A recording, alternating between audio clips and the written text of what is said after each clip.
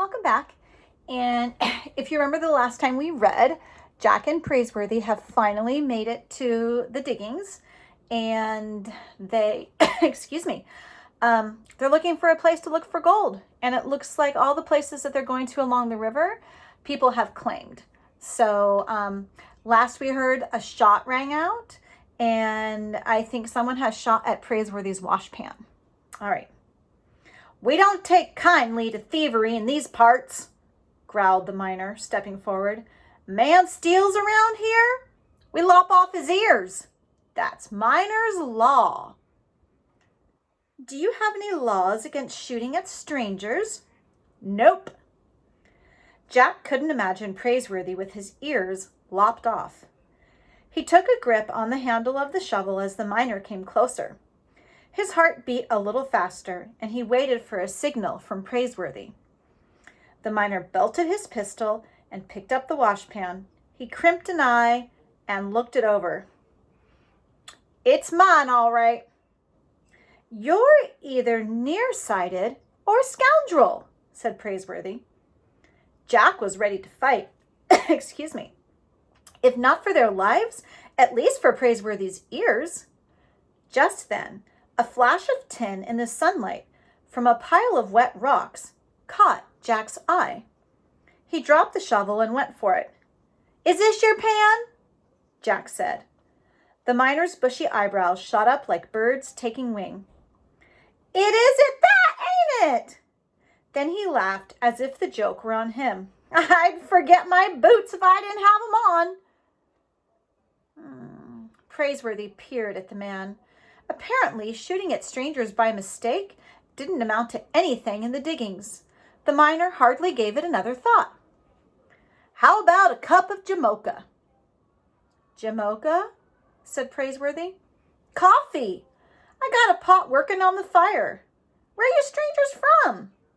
"Pitch Pine Billy Pierce, they call me, and I'd be mighty pleased if you did the same."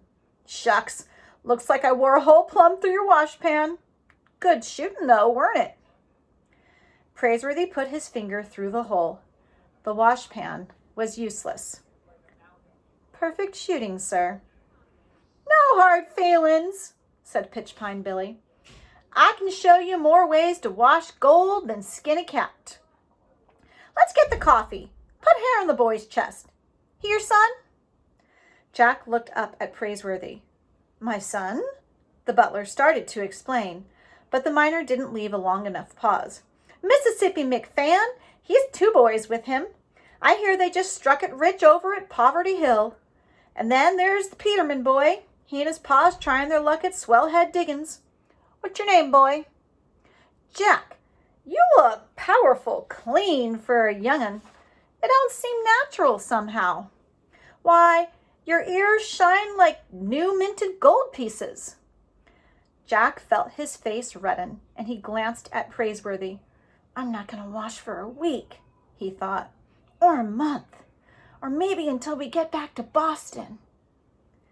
There was an air of hospitality about the miner that pleased Praiseworthy, and he forgave him the hole in his gold pan. "Sir, a cup of coffee would taste fine." Pitchpine Billy led them to his weathered canvas tent pitched along the slope. The coffee pot was boiling merrily. He filled 3 tin cans, black as paint it looked to Jack. He had never tasted coffee in his life. Aunt Arabella would be furious. He looked at Praiseworthy, and Praiseworthy gave him a nod, as if to make up for having Jack wash his ears back at the hotel. The tin cans were so hot, they felt like they had just been forged. Jack sat on a rock to let the brew cool. Although Praiseworthy's coat and bowler hat had fallen by the wayside, he clung to the black umbrella as a last badge of his calling. So it's really important to note, we talk about this a lot, how characters change throughout stories. Of course, we all remember how Ma changed so much in Where the Mountain Meets the Moon. But Praiseworthy has undergone a lot of change from the very beginning, when he was so proper and wearing all of his clothes that marked him as a butler. And what they just said in that last sentence is that he lost his black coat and that fancy hat he'd been wearing forever. but he has one item left that he always carried as a butler, and that's his umbrella. All right. And you might be thinking about how Praiseworthy's personality has changed also. Some ways it's changed, in some ways it's not. All right. A butler, mused Pitchpine Billy. He drank his coffee down, steam and all. You any relative to Hemp Butler over at Muletown? The name is Praiseworthy, not Butler, sir. The miner cripped an eye. You don't say. Well, he calls himself Butler, old Hemp does. Never knowed his name was Praiseworthy, but I always figured him for the shifty type. How about 10-spot Butler over at Poker Flat, here, folk? There seemed no point in trying to make himself clear, and Praiseworthy let it go. Tell me, Mr. Pierce. Oh, just call me Pitchpine Billy. How do we stake a claim? Easy. Find yourself a real estate nobody's working and pound 4 pegs in the corners. Put tin cans over 'em so folks can see 'em. Rags'll do, and you got yourself a legal claim. That's miner's law. As long as you work it at least one day a month, it stays yours.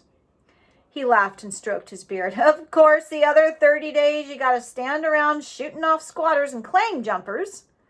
He refilled his tin can. Why, there are places along the river where the claims is only 4 foot square, and the boys is digging out a fortune, back to back. Jack finally picked up his tin can. The steam alone was like a dragon's breath. Now he was almost sorry Praiseworthy had given him a nod. At the first taste, the coffee bit his tongue. Drink up, Jack. Jamocha Jack, that's what we'll call you. A man ain't really accepted around here until he has himself a nickname. Best coffee I ever tasted, Jack said. Plenty more of it in the pot. I ground in a few acorns for flavor. Jack winced. Jamocha Jack. The name pleased him, but he wasn't sure he could win it. The coffee stung and burned and tasted poisonous. He forced down another mouthful.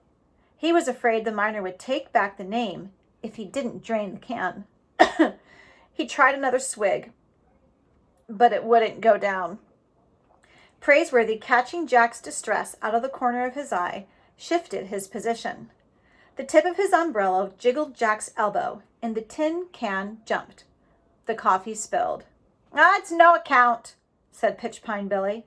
He lifted the pot and refilled Jack's can. We don't stand on table manners out here. Jack gulped and stared at the fresh, steaming black portion of coffee. He had to begin all over again. Praiseworthy gave him a compassionate glance. He considered it his duty to look out for Jack, but now he'd only made matters worse. Let me show you how to wash out gold without water, Pitchpine Billy was saying. Take your horn spoon, boy, and scrape me some dirt from the crack in that rock. It's places like that that the Spangles like to hide, if there is any. Jack was glad to set the coffee aside to cool. He slipped the horn spoon from his belt and turned eagerly to the crack in the rocks.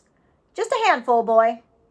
Jack scraped away, gathering up river sand and bits of dead pine needles. The horn spoon worked fine. It got in the cracks. He filled the miner's outstretched hand and sat on his heels to watch. This is a trick the Sonorans use. They come from Sonora down in Mexico. Water must be scarcer than gold around there. We call this dry washing. He poured the dirt in a small stream from fist to hand, like sand in an hourglass, while at the same time blowing on it.